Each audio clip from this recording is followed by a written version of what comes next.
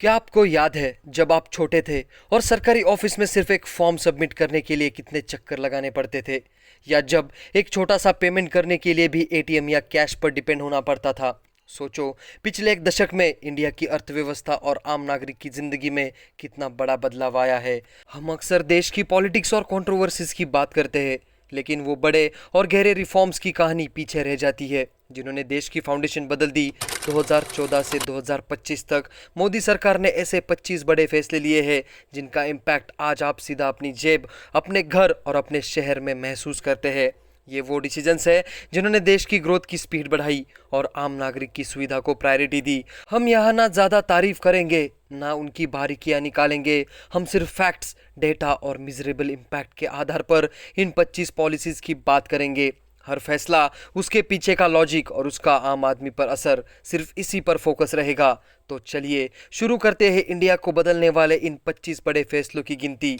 पहला फैसला, UPI and digital payments revolution 2016।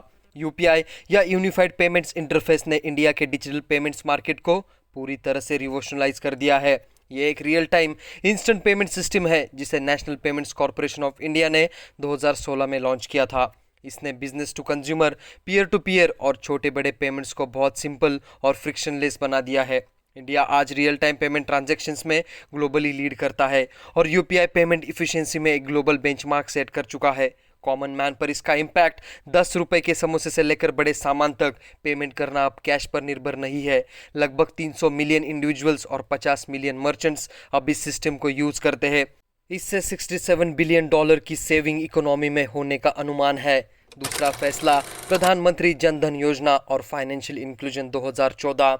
PMJDY का सबसे बड़ा मकसद था हर हाउस होल्ड को बैंक अकाउंट प्रोवाइड करना ताकि फाइनेंशियल इंक्लूजन हो सके। इस योजना ने करोड़ों लोगों की फॉर्मल फाइनेंशियल सिस्टम में एंट्री पॉइंट क्रिएट किया। इस स्कीम ने रूरल और रिमोट पॉपुलेशन को खासकर जोड़ा जहां पहले बैंकिंग सर्विसेज थी ही नहीं। इससे देश के बैंकिंग सेक्टर को डीपन और स्टेबलाइज करने का एक फाउंडेशन मिला और बैंक्स की लेंडिंग कैपेसिटी सुधरी। कॉमन मैन पर अगर इसका इम्पैक्ट देखें, जनधन अकाउंट्स ने गरीब लोगों को फाइनेंशियल कंट्रोल दिया और उन्हें सरकारी बेनिफिट्स लेने का एक सीधा और सेफ रास्ता खोला। जब बैंक स्ट्रांग होते हैं तो इसका फायदा आगे चलकर छोटे बड़े लोन्स के बेहतर फ्लो में दिखता है। तीसरा फैसला, यानी direct benefit transfer reforms. Direct benefit transfer का मकसद सरकारी सब्सिडीज और बेनिफिट्स को लीकेज प्रूफ तरीके से सीधे आधार लिंक्ड बैंक अकाउंट्स में भेजना था। इस सिस्टम को री इंजीनियर किया गया ताकि पुराने कम्बरसम डिलीवरी प्रोसेसेस को सुधारा जा सके। डीबीटी ने घोस्ट बेनिफिशियरीज और मिडिलमैन को सिस्टम से हटाया। इससे फंड सिर्फ जेन्युइन रेसिपिएंट्स तक पहुंचे, जिसके कारण सरकारी स्पेंडिंग की इफिशिएंसी बहुत बढ़ गई। कॉमन मैन पर अगर इसका इम्पैक्ट देखें, डीबीटी ने फिस्कल डिसिप्लिन मजबूत किया और 2024 तक 3.48 लाख करोड़ की क्यूमुलेटिव सेविंग्स हुई है। ये सिस्टम आम सिटीजन्स को परचेसिंग पावर और ऑटोनॉमी देता है। उन्हें ब्यूरोक्रेटिक डिपेंडेंस से मुक्ति मिलती है। अगर चौथे फैसले के बारे में देखा जाए तो digital Indian mission 2015। Digital India mission का कोर एम था सिक्योर और स्टेबल डिजिटल इंफ्रास्ट्रक्चर बनाना, डिजिटल गवर्नेंस सर्विसेज देना और यूनिवर्सल डिजिटल लिटरेसी को बढ़ाना। इस मिशन में रूरल एरियाज को हाई स्पीड इंटरनेट से जोड़ने पर खासकर जोर दिया गया। एक की इनिशिएटिव है डिजिटल लॉकर फैसिलिटी, जहां सिटीजन्स अपने इंपॉर्टेंट डॉक्यूमेंट्स जैसे आधार, पैन और डिग्री सर्टिफिकेट्स को डिजिटली स्टोर कर सकते हैं। इससे हर जगह फिजिकल कॉपीज कैरी करने की जरूरत खत्म हो गई है। कॉमन मैन पर अगर इसका इम्पैक्ट देखा जाए तो प्रधानमंत्री ग्रामीण डिजिटल साक्षरता अभियान जैसे प्रोग्राम्स ने 6 करोड़ लोगों को डिजिटली लिटरेट करने का टारगेट रखा। इससे ऑनलाइन सर्विसेज की अवेलेबिलिटी बढ़ी और सरकारी काम में ट्रांसपेरेंसी आई। पांचवा फैसला, प्रधानमंत्री मुद्रा योजना। प्रधानमंत्री मुद्रा योजना छोटे और माइक्रो एंटरप्राइजेस को कोलैटरल फ्री क्रेडिट एक्सेस देने के लिए शुरू की गई थी। छठा फैसला अगर देखा जाए तो वो था स्वच्छ भारत मिशन। स्वच्छ भारत मिशन का मूल लक्ष्य इंडिया को ओपन डेफिकेशन फ्री यानी ओडीएफ बनाना और पब्लिक हेल्थ के स्टैंडर्ड्स को सुधारना था। यह मिशन सिर्फ टॉयलेट्स बनाने तक सीमित नहीं रहा, बल्कि एक मैसिव बिहेवियरल चेंज कैंपेन बना। इस मिशन के तहत देश के कई गांव ओडीएफ स्टेटस अचीव कर चुके हैं और अब ओडीएफ प्लस और ओडीएफ प्लस प्लस स्टेटस की तरफ बढ़ रहे हैं। इम्प्रूव्ड सैनिटेशन की बीमारियां कम हुई है। कॉमन मैन पर अगर इसका इम्पैक्ट देखा जाए तो इम्प्रूव्ड सैनिटेशन के कारण 2014 के मुकाबले 2019 में 3 लाख कम डायहोरल डेथ्स का होना अनुमान है। ओडीएफ विलेजेस के हाउस होल्ड्स ने हेल्थ रिलेटेड एक्सपेंसेस पर लगभग 50,000 सालाना की बचत रिपोर्ट की। महिलाओं को इससे घर के अंदर ज़्यादा सेफ्टी मिली। अगर सातवां फैसला देखा जाए तो वो है आयुष्मान भारत प्रधानमंत्री जन आरोग्य योजना। आयुष्मान भारत योजना, जिसे प्रधानमंत्री जन आरोग्य योजना भी कहते हैं, एलिजिबल फैमिलीज को 5 लाख तक का फ्री हेल्थ इंश्योरेंस कवरेज हर साल प्रोवाइड करती है। इस स्कीम के बेनिफिट्स में कैशलेस हॉस्पिटलाइजेशन शामिल है और प्री एग्जिस्टिंग कंडीशंस का कवरेज डे 1 से ही मिलता है। परिवार के साइज, एज या जेंडर पर कोई रेस्ट्रिक्शंस नहीं है। कॉमन मैन पर अगर इसका इम्पैक्ट देखा जाए तो ये स्कीम गरीब परिवारों को बड़े ऑपरेशन या लंबी बीमारी के समय आने वाले बड़े फाइनेंशियल बर्डन से बचाती है। इससे लोग मेडिकल डेप्थ में नहीं डूबते और nationwide access to health care benefits मिलता है। 8वां फैसला, प्रधानमंत्री उज्ज्वला योजना। PMUY का ऑब्जेक्टिव BPL हाउसहोल्ड्स की महिलाओं को LPG कनेक्शंस देकर क्लीन कुकिंग फ्यूल उपलब्ध कराना था। इसके लिए 1600 की फाइनेंशियल असिस्टेंस हर कनेक्शन पर दी गई। इस स्कीम से बायोमास फ्यूल जैसे लकड़ी और गोबर पर डिपेंडेंसी कम हुई। 9वां फैसला, प्रधानमंत्री आवास योजना। PMAY का बड़ा लक्ष्य हाउसिंग फॉर ऑल को अचीव करना था। इसमें अर्बन और रूरल पुअर को फाइनेंशियल असिस्टेंस देकर पक्के घर उपलब्ध कराए जाते हैं। इस स्कीम ने लो और मिडिल इनकम ग्रुप्स के लिए होम ओनरशिप को अफोर्डेबल बनाया।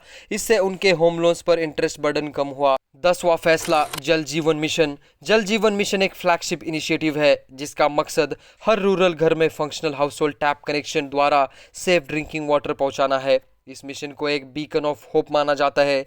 इसके तहत इंफ्रास्ट्रक्चर जैसे प्रोडक्शन वेल्स और स्टोरेज रिजर्वायर्स सेटअप किए गए। JJM ने 25 लाख वुमेन को ड्रिंकिंग वाटर टेस्ट करने की ट्रेनिंग दी और 2100 वाटर क्वालिटी लैबोरेटरी सेटअप किए। 11वां फैसला, goods and services tax GST 2017। GST का मूल ऑब्जेक्टिव इंडिया के फ्रैगमेंटेड इनडायरेक्ट टैक्स रेजिम को हटाकर वन नेशन वन टैक्स के तहत एक कॉमन नेशनल मार्केट बनाना था।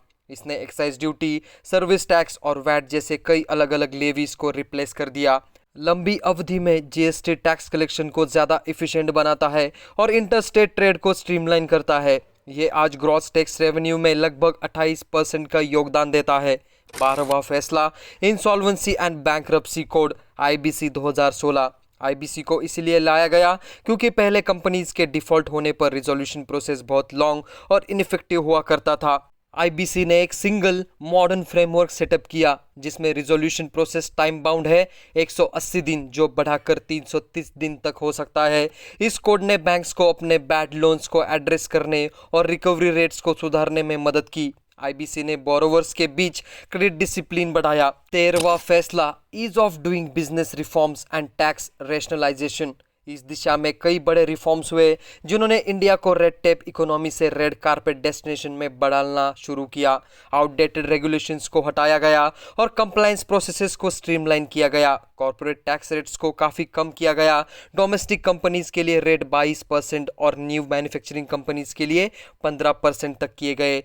14वां फैसला, प्रोडक्शन लिंक्ड इंसेंटिव यानी PLI स्कीम्स। PLI स्कीम्स का ऑब्जेक्टिव इंडिया में डोमेस्टिक मैन्युफैक्चरिंग को ग्लोबल लेवल पर कॉम्पिटिटिव बनाना था, खासकर स्ट्रेटेजिक सेक्टर्स जैसे इलेक्ट्रॉनिक्स और ऑटो कंपोनेंट्स में। इस स्कीम के लिए 1.97 लाख करोड़ की आउटले रखी गई। ये स्कीम मैन्युफैक्चरिंग यूनिट्स को प्रोडक्शन से लिंक्ड सब्सिडी देकर निवेश को बढ़ावा देती है। इससे इंडिया की सप्लाई चेन वल्नरेबिलिटीज कम होती है। 15वां फैसला, ENAM यानी national agriculture market 2016। ENAM farmers के लिए pan India electronic trading portal provide करता है। इसका मकसद फार्मर्स को कई मार्केट्स और बायर्स तक पहुंचा देना है ताकि वो अपने प्रोड्यूस को बेहतर दाम पर बेच सके। ENAM से फार्मर्स को बेटर प्राइस डिस्कवरी मिलती है क्योंकि बिडिंग में बायर्स की संख्या बढ़ जाती है। क्वालिटी टेस्टिंग की सुविधा भी दी जाती है ताकि उन्हें उनकी उपज की क्वालिटी के अनुसार दाम मिल सके। 16वां फैसला, infrastructure push, national highways and expressways. पिछले दशक में नेशनल हाईवेज की टोटल लेंथ 2013-14 के मुकाबले लगभग 60% बढ़ी है। 91,287 किलोमीटर से 1,46,204 किलोमीटर तक। इसमें हाई स्पीड कॉरिडोर्स का भी मैसिव एक्सपांशन शामिल है। हाईवेज और एक्सप्रेसवेज के एक्सपांशन से देश में कनेक्टिविटी बढ़ी और गुड ट्रांसपोर्ट फास्टर और चीपर हुआ। 17वां फैसला, PM गति शक्ति मास्टर प्लान 2021। PM गति शक्ति मास्टर प्लान का उद्देश्य इंफ्रास्ट्रक्चर प्रोजेक्ट्स की प्लानिंग और एग्जीक्यूशन में सीमलेस कोऑर्डिनेशन लाना है। ये मल्टीपल ट्रांसपोर्ट मोड्स और मिनिस्ट्रीज को एक सिंगल डिजिटल प्लेटफॉर्म पर लाया। इसने प्रोजेक्ट्स की ब्यूरोक्रेटिक डिलेज को कम किया और रिसोर्सेज को बेस्ट यूटिलाइजेशन इंश्योर किया। 800 से ज़्यादा आइडेंटिफाइड प्रोजेक्ट्स में से 262 प्रोजेक्ट्स की कंप्लीशन हो चुकी है। 18वां फैसला, रेलवेज मॉडर्नाइजेशन। इसमें रेल इलेक्ट्रिफिकेशन में तेजी आई जो लगभग 98% तक पहुंच चुका है।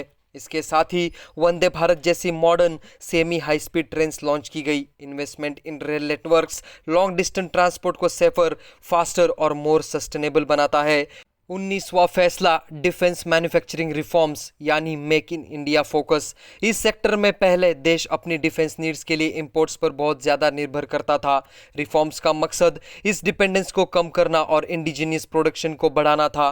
डिफेंस मैन्युफैक्चरिंग को मेक इन इंडिया के कोर एजेंडे में लाया गया और एफडीआई पॉलिसीज़ को लिबरलाइज किया गया। इसके लिए पॉजिटिव इंडिजिनाइजेशन लिस्ट जैसे नए कदम उठाए गए। 20वां फैसला रिन्यूएबल एनर्जी एक्सपांशन। इंडिया ने नॉन फॉसिल फ्यूल कैपेसिटी बढ़ाने पर जोर दिया जो इकोनॉमिक ग्रोथ और एनवायरमेंटल सस्टेनेबिलिटी दोनों को सपोर्ट करता है। 2025 तक इंडिया की total power capacity 505 GW cross कर चुकी है, जिसमें सोलर पावर का कंट्रीब्यूशन बहुत ज़्यादा है। 21वां फैसला बेटी बचाओ बेटी पढ़ाओ 2015। इसका मूल ऑब्जेक्टिव जेंडर बेस्ड डिस्पैरिटी को एड्रेस करना और सेक्स रेशो एट बर्थ को सुधारना था। ये प्रोग्राम एजुकेशन और एम्पावरमेंट पर जोर देता है। कैंपेन की सफलता दिखती है। नेशनल SRB 2014-15 में 918 से सुधार कर 2023-24 में 930 हो गया है। इसके साथ साथ गर्ल्स एनरोलमेंट सेकेंडरी एजुकेशन में बढ़ा है। 22वां फैसला startup India and Atal innovation mission.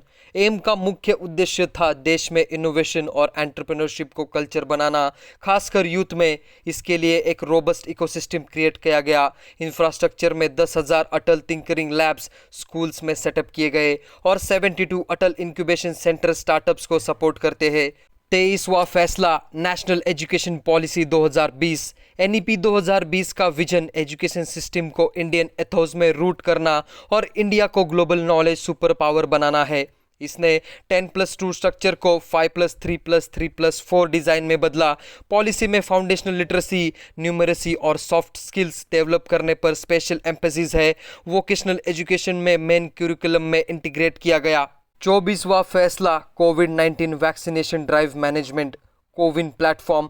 Covid pandemic के दौरान दुनिया के सबसे बड़े और तेज वैक्सीनेशन ड्राइव को मैनेज करना एक बहुत बड़ा चैलेंज था। इसके लिए कोविन डिजिटल प्लेटफॉर्म को डेवलप किया गया। कोविन ने रजिस्ट्रेशन, डोज ट्रैकिंग और सर्टिफिकेट जनरेशन को स्केलेबल और एफिशिएंट बनाया। इसकी आर्किटेक्चर की मदद से एक दिन में 25 मिलियन लोगों को वैक्सीनेट करने की रिकॉर्ड ब्रेकिंग कैपेसिटी डेमोन्स्ट्रेट की गई। 25वां और आखिरी फैसला foreign policy and global diplomacy. Modi सरकार की फॉरेन पॉलिसी एक्सटेंडेड नेबरहुड्स और मेजर ग्लोबल पावर्स जैसे US, मिडिल ईस्ट के साथ मजबूत रिश्तों पर फोकस रही। स्ट्रैटेजी ये रही कि इंडिया को एक सिक्योरिटी पार्टनर के रूप में देखा जाए। GCC कंट्रीज के साथ एंगेजमेंट बढ़ाया गया जो इंडिया की एनर्जी सिक्योरिटी और वहां काम कर रहे इंडियंस के रेमिटेंसेस के लिए बहुत ज़रूरी है। जब भी कोई सरकार इतने बड़े और दूरगामी फैसले लेती है तो उसमें ज़रूरी नहीं कि हर फैसला 100% सफल हो। कई रिफॉर्म्स को इम्प्लीमेंटेशन में चैलेंजेस आते हैं और जब भी कोई बड़ा पॉलिसी चेंज होता है तो उस पर पॉलिटिकल और इकोनॉमिक डिबेट होना ज़रूरी है। लेकिन जब भी कोई सरकार इतने बड़े और दूरगामी फैसले लेती है तो उसमें कुछ डिसीजंस ऐसे भी होते हैं जिन पर सवाल उठते हैं, जिन पर कंट्रोवर्सीज होती है। चाहे वो डीमोनेटाइजेशन हो या कोई बड़ा कानूनी बदलाव, हर चैप्टर इंडिया की पॉलिटिक्स का एक इम्पॉर्टेंट हिस्सा है। अगले वीडियो में हम बात करेंगे मोदी सरकार के 25 गलत या कंट्रोवर्शियल फैसलों की जो इंडिया की पॉलिटिक्स का एक इम्पॉर्टेंट चैप्टर है। तो दोस्तों, चैनल को सब्सक्राइब करना मत भूलना। ऐसे ही और कई वीडियोस हम आपके सामने लाएंगे। आप हमारे साथ जुड़े रहना। धन्यवाद। जय हिंद।